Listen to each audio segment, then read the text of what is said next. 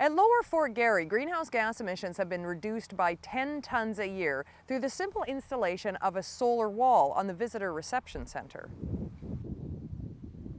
This is a very simple technology that we've installed, but it's absolutely great for reducing greenhouse gases and energy consumption in the building. From an operational point of view, this is the greatest technology in the world because you don't have to do anything with it. What we have here is basically a perforated sheet metal wall, and we painted it a very dark brown, black type of color. And what you see here is the actual void. So the void you're looking at is probably about 6 to 8 inches, and it's simply air comes in, we heat it up through natural convection that occurs, and we move it through our air handling units and into the building. The amount of heating requires depends on the outside ambient temperature. So instead of having to take air that's minus 30, heat it up and then put it into the building, we take air that's heated to probably about 0 to 3 degrees. So what happens then, once the air is pre-warmed, we move it through this ductwork, and as you can see, if you follow the ductwork down, we bring it to a conventional air handling unit that uses natural gas to warm up the air.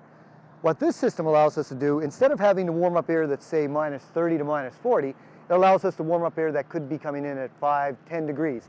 Thus, we use a lot less natural gas to heat up that air to a temperature that's acceptable, that's ambient for our inside operations. From October to November, you get a temperature here on average of about minus 8 to minus 12 degrees. With this heating up, we can pretty much take this air and move it into the building without actually heating it.